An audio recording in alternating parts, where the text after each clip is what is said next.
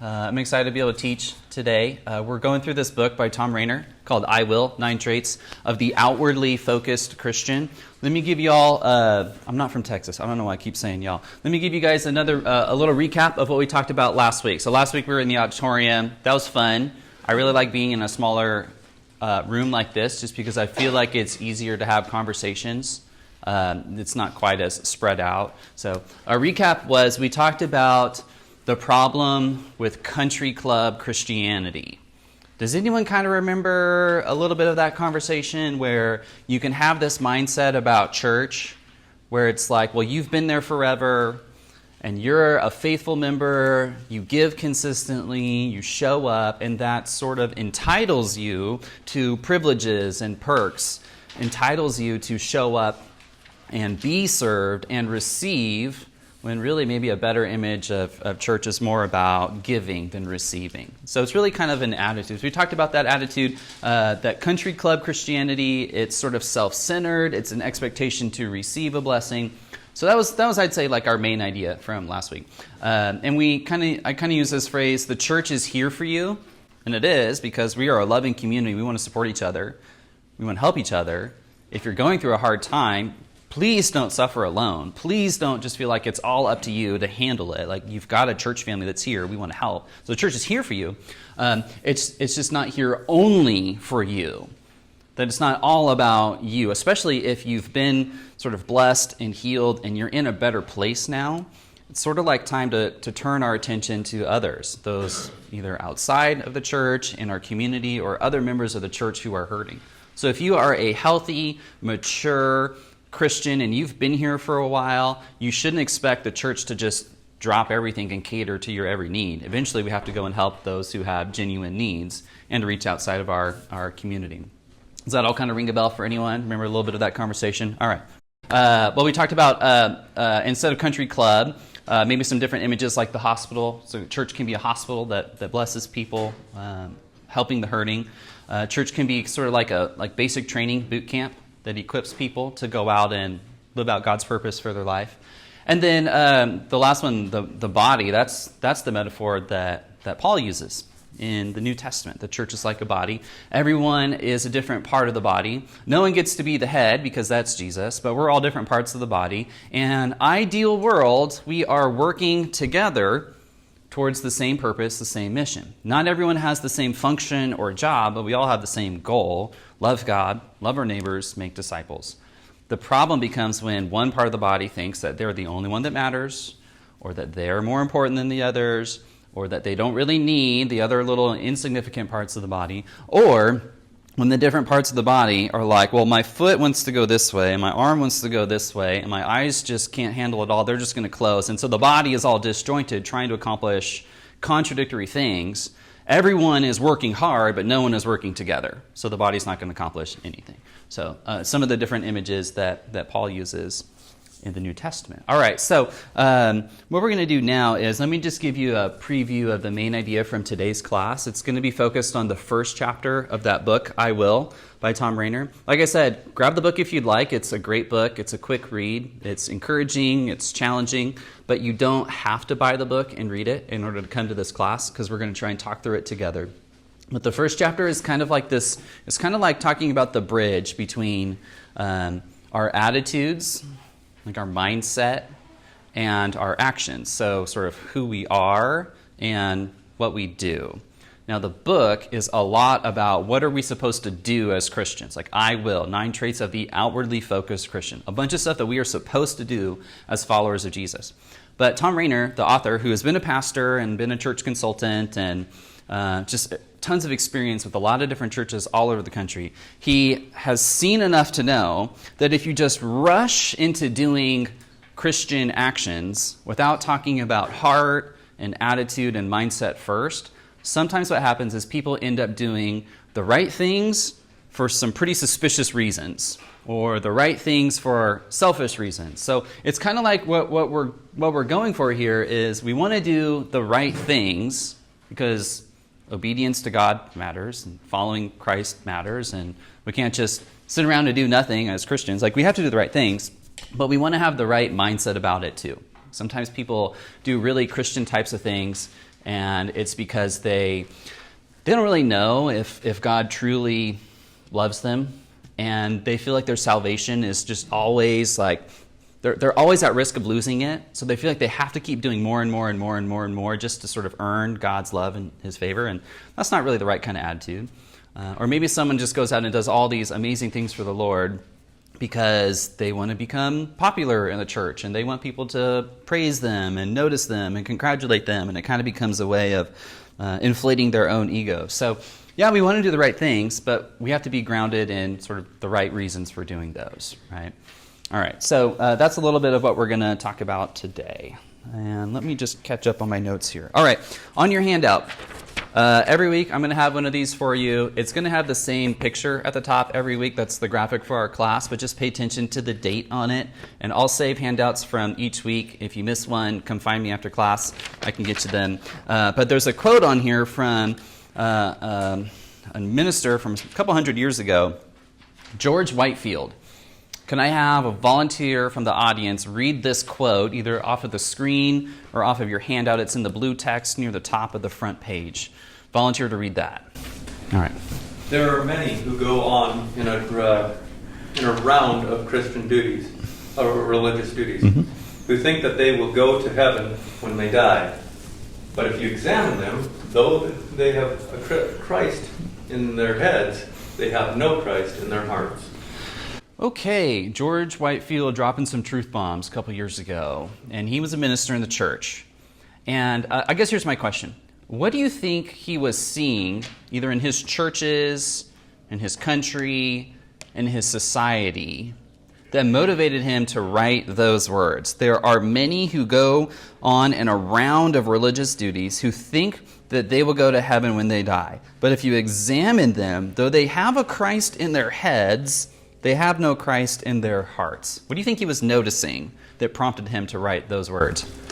Victor? Well, since you're going to be preaching on James, I'm reminded of what James talks about faith in actions, where he says, what good is it for you when your brother is hungry and you say, hey, be of good cheer, have a great day, and you could feed him, but you don't. Sure. And I think that might have been some of the things that he had been seeing. Yeah, Victor's talking about James chapter 2, which basically talks about you can have good intentions in your heart if you see someone in need. You could have a lot of compassion, positive feelings towards them, but if those positive feelings don't turn into action, you haven't actually helped that person. They're no better off than before you showed up. So if all you have is good intentions or warm, fuzzy feelings, it's not really enough. But on the other hand, we need to be very careful about saying people don't have Christ in their hearts. I mean, how do we know? Yeah. I mean, if they're doing good works, their attitude doesn't seem to be, too far off, or, Yeah.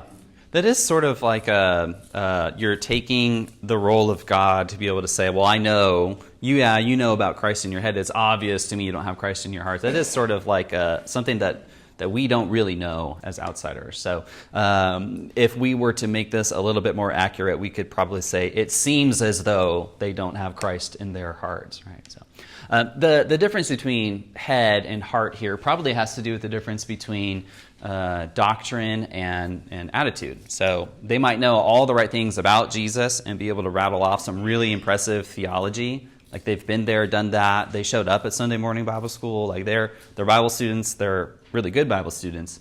But that doesn't always translate into they are embodying the compassion and grace that Jesus had while he was here. So there's a difference between knowing a lot about Christianity and acting like Jesus. So again, it kind of goes back to that. We need a bridge between our attitude, like being like Christ in our hearts, and then our actions living like Christ did. So we want to copy Jesus not only in what he did, but also in his attitude and his heart. So if you did get a chance to read the first chapter of I Will, I thought this was a pretty good quote, and it explains why in the first chapter all he wants to talk about is attitude, heart, character traits. This book, I Will, this book is about what we should do in our church. It's primarily about action. Okay? But before we go further talking about doing, we must address the issue of our attitude. Because again, you can do the right things for the wrong reasons. And whether that reason is just insecurity, I don't know if I'm really good enough for God, or the wrong reason could be pride or just wanting recognition. So it's not enough just to do the things. You have to take a look at your heart as well. You guys kind of tracking with that principle? Right, so what we're aiming for is we want to love God, we want to have the right sort of attitude, affection towards God, and we want to do the right thing.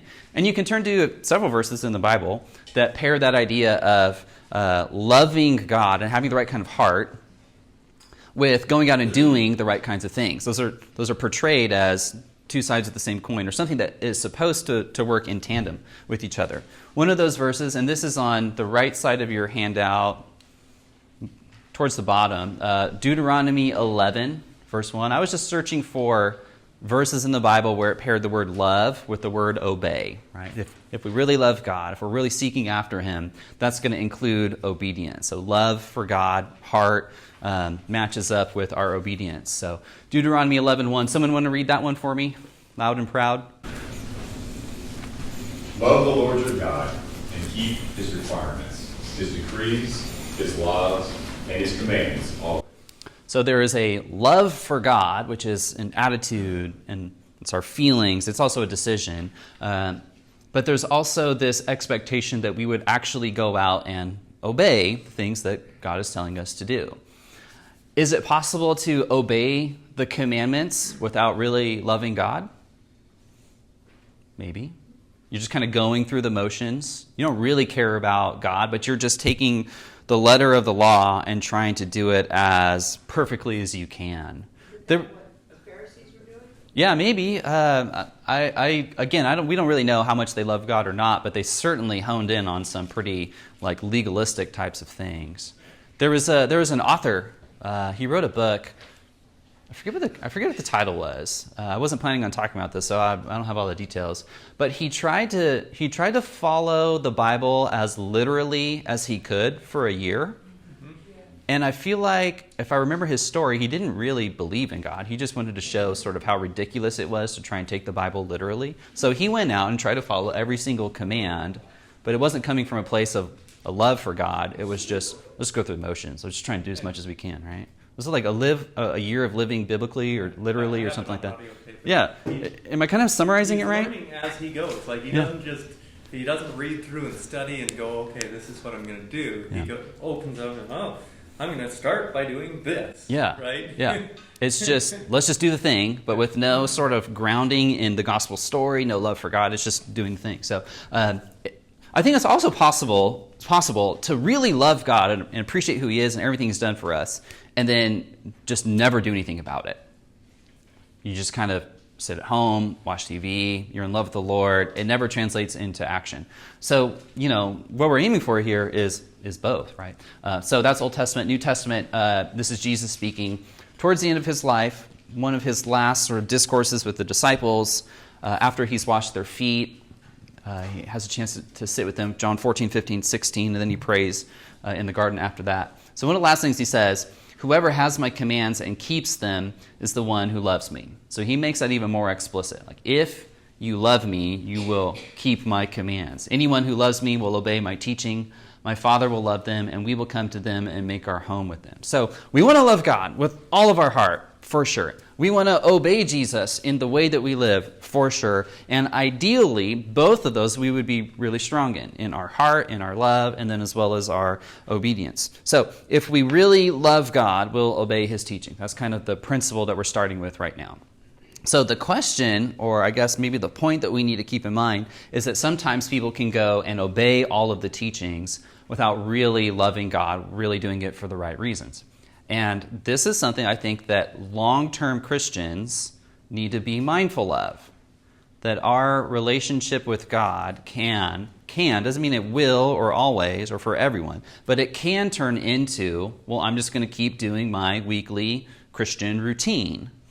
And you've done it for so long that it doesn't stay this fresh, robust, loving relationship with God that motivates it. It just kind of turns into, it's Sunday, so I'm going to go back to church now because that's what I do, right? So that's something that long-term Christians need to be mindful of. Are we really doing it because we love God, or are we doing it because it's what we've always done? All right. So we've mentioned the Pharisees a couple times today. They were really good Bible students, for sure. They knew God's word inside and out. And it seems like the way that they're portrayed in the New Testament, it seems like they put a lot of their self-worth and they connected that to how well could they follow the law. So if they were following God's law really well, they felt positive about themselves, and they expected everyone else to sort of follow in their footsteps as well. And if other people weren't following the law the way they thought they should, they looked down on them. So who you were, your standing with God, was based off of your obedience. So obviously Jesus, who talks a lot about the heart, is going to have some conflict with them, right? Well, they're also going to, look at Job, right? And his friends. Mm-hmm. If things aren't going your way, and obviously you're not doing things right. Yeah. Right? That does kind of go back to some of the Old Testament teaching on wealth and blessings and curses. And if you obey God's law, God will bless you. If you go against God's law, God will withhold his blessing. And you can take that idea out of context, blow it into this whole theology and say, rich people are rich because they're righteous and God loved them. Poor people are poor because they're going against the Bible and God's punishing them. And I don't think that's quite right. It's taking one principle and blowing it out of proportion. So this is a famous passage, right? Famous passage. It talks about the outside of the cup versus the inside of the cup, which is just a great way of illustrating this principle that you can do the right things publicly, but that doesn't mean your heart is right with Jesus. And you can do a lot of good things for God, but that doesn't mean you're doing them for the right reasons. So Jesus talks about, the outside of the cup and the inside of the cup in Matthew 23, talking to those Pharisees. Woe to you, teachers of the law and Pharisees, you hypocrites. You clean the outside of the cup and dish, but inside they're full of greed and self-indulgence. Blind Pharisee, first clean the inside of the cup and dish, and then the outside also will be clean. So Jesus wants the outside of the cup and the inside of the cup to be clean, like both. So right actions and right heart. So living for God and having the right kind of heart or attitude. He identifies the problem as if all you ever focus on is the outside, you're never going to clean the inside. So you're going to be doing good things but not have a great heart. Jesus says, if you're going to start somewhere, start on the inside. Because if you can get your heart right, your character right, your mindset right, then the natural result is that the outside of the cup is going to start to improve also. So it works from the inside out really well. It doesn't always work if you try and start on the outside with the right actions and then work back on the inside. So Jesus wants both. He's not saying all that really matters is that you love God and have a good heart. He's not saying that. Let's do both. But if you have to start somewhere, start with your attitude, which is why Thom Rainer starts with attitude in his book about action. Yeah, your behaviors, you can tie that back to the attitude that you had as church began, right? A church is not American Idol, where you guys are the judges and you get to press the X if you don't like it, right? You don't show up as a critic. You show up as a participant, as a worshiper. And here's the deal. That sermon might not be for you.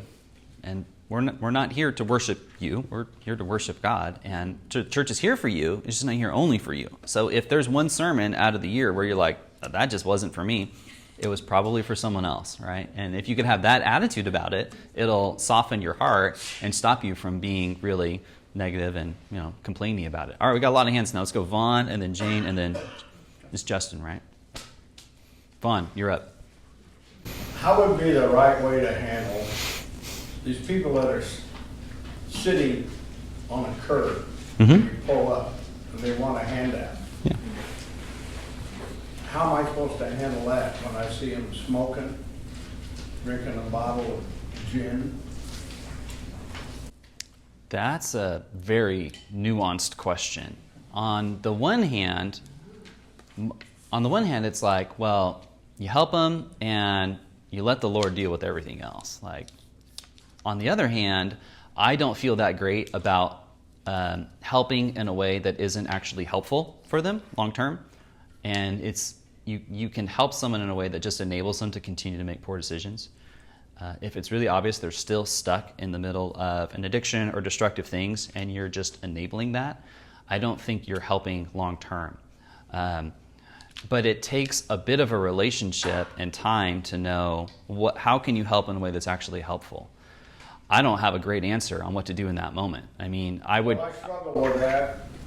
I want to holler, get a job. They're everywhere. Sure. Get a job.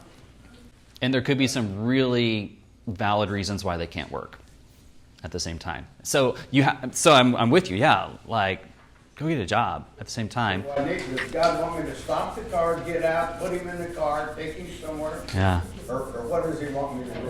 What I would do in that moment is I would probably stop and pray, Lord, what do you want me to do? How can I help in a way that's really helpful? And trust that the Spirit would lead me to the right thing. And look, if you do it with good motives, if you do it wanting to help, I don't think you can go wrong. If you're doing it in faith and trying to. Bryan? Yeah. My kids used to have a granola bar with Yeah. a Bible verse on it.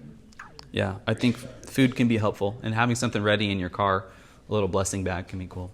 Let me jump in real quick and say, if the reason you're looking, or if you're searching for a reason not to help them because you just don't want to help them, then that you're already in the wrong spot, right? Yep. If you're genuinely concerned, how can I do the most good for this person, and you're concerned about, I don't want to contribute to their continued downfall or spiraling out of control, I think that's a legitimate thing. But I think we do need to be careful that we're not just searching for an excuse so that we can justify our own inaction. So, and you guys can imagine someone could spend a lot of time praying, hours and hours praying, but it's possible to do that for the wrong reasons, that they're just hoping to get noticed by the church and have people think, oh, they're a really spiritual person. I can't believe the beautiful prayers that they pray. So it's an example of someone doing the right thing for the wrong reason. Donating can be a contributing, giving God our money can be another example of that they're doing it not necessarily just out of gratitude or to worship God, but because they think that it's going to entitle them to privileges, or it's going to give them a greater voice at the table when it comes to determining the direction of the church. So it's the right thing, but not necessarily the right reason. And then look at that, even helping the homeless. And not because you really want to help them, but because you're out there with your phone taking selfies and blasting that on social media so that everyone can see you. And your caption is like, so humbled to be able to serve the homeless. And then you just wait and see how many likes you get. By the way, you never actually helped them. You just snapped a picture with them, right? So it's like you're doing the right things, but for some pretty, immature reasons, I guess. Which brings me to kind of the key verse that I wanted to share with you guys today. It's very similar to the one that you mentioned about out of the overflow of the heart, the mouth speaks, which is in the Gospels. An Old Testament, a similar verse in the Old Testament is Proverbs 4:23. Above all else, guard your heart, for everything you do flows from it. What does that mean? Above all else, guard your heart, for everything you do flows from it. So it is possible for you to become so hard of heart that you don't see anything anymore. In the Old Testament, I'm thinking of all the times that someone is described as being hard of heart, and how that hurt God in such incredible ways. And so it would be really easy to become so hardened in your heart that nothing good comes out of you. Yeah. Victor? I'm reminded of one of my favorite books. I always bring it out in a class I teach. It was written by another 18th century preacher, Allen, and it's called As a Man Thinketh in His Heart, and it's from Proverbs 6:2. And as a man thinketh in his heart, so is he. And Jesus talks constantly about, again, the inside is what's going to generate how you speak, how you think, and how you act. And if you don't guard and work on that, the heart and the love you have, and this is one of the things I struggle. I'm one of these people that sees those people on the corner and go, hey, no, but I want to help them. So that's what you have to guard against. You have to work on developing what's inside you. And I love what Paul says. I think it's Ephesians 3:20. We take every thought into capture. We work on making sure that those thoughts don't start to become what we, even if we feel them, we squash them. Yeah. And we don't speak them. We don't act on them. Yeah. That's the difference between having prejudicial thoughts about somebody and then acting on them, which becomes racism. Those types of things. Same thing. And that's that's why I love Proverbs so much. Yeah. I mean, just imagine someone lives out in the countryside and their only source of water is a well that's on their property. That's their only water. If that well gets contaminated or infected with bacteria or pollution from a factory up the road, then all of the water is going to be making them sick, and you can't use it to take showers or cook because that one source is contaminated. You could spend your whole life treating the symptoms of the rashes and contamination and illnesses, but it'd be a lot smarter to go purify the well and to get it cleaned up and to stop it from being contaminated with all the junk, because out of that one well comes everything else. If we can get our hearts right, then the rest of our actions and attitudes and mindset, the rest of our life is going to be reflected. It's going to come from that place of purity in our hearts. We're going to deal with that. All right, so let me kind of bring this to a close here. So a couple books that I mentioned. One of them is this one, I Am a Church Member by Thom Rainer. I think he wrote that before he wrote I Will. And this one has a lot to do with the attitude of a follower of Christ. So he starts with that, and he says, like, here's the right commitments or attitudes or mindsets to have as a Christian. I'm a functioning church member, which means I'm here to work, not just to be served. I'm here to serve others. I'm going to be a unifying church member because the unity of the church is so important if we're going to be able to accomplish our mission. I'll not let the church become about my preferences or desires, right? This is not a country club. I'll pray for my church leaders. I will lead my family to be healthy church members, so kind of set the tone in our family about our attitude about church. And I will treasure church membership as a gift. It's one of the gifts that God has given us. It's intended for our good, intended to help us grow in our faith and become more like Jesus. So he talks about those attitudes in this book. And then in I Will, the first chapter is sort of like a throwback to that, because in I Will, if you read it, there was these 4 characteristics that we need to develop. A unifying church member, right, which is kind of goes back to that other book. Sacrificial, prayerful, and joyful. And I just put on here on your handout, I put Ephesians 4:13 by accident on the unifying one. So I just wanted to get my one mistake for the year out of the way now, early. So you can correct that if you want. Coincidentally, verse 13 also does talk about unity. So I kind of lucked out there. I probably could have just skated by on that, but I wanted to be transparent with you all. So yeah, Ephesians 4:3. Just some great teaching about the right attitude, a unifying church member. Right, sacrificial church member, prayerful church member, a joyful church member. There's a Christian, Corrie ten Boom, and she talks about, she asks this question: is prayer your steering wheel or your spare tire? And what a great question to think about when it comes to prayer. Is prayer the thing that's steering our lives, driving us, pointing us in the right direction? Or is it something we only think about when life has gone wrong, and then we turn to it when nothing else is working? So when it comes to being a prayerful church member, that's a great way of thinking about it. Is it your steering wheel or your spare tire? And I would add, God can't steer a parked car. That's true. Yeah, you gotta be going somewhere in order. Well, and Bryan, Yeah. I add to just what you just said there about the church and the gift. When Paul talks about the marriage, that relationship with the church and that marriage relationship, we should look at the church that way as well. If you have a healthy relationship and your spouse is giving you should feel blessed to be in that healthy marriage, right? Yeah. We should. So I'm absolutely totally grateful for the relationship that I've been able to have here in the year and a half we've been here in Southwest. And so I'm grateful for that, and I want to give back. And that's what a healthy relationship is, right? Yep. If you're not wanting to give back, you're just taking from your relationship, and eventually what will happen to that relationship?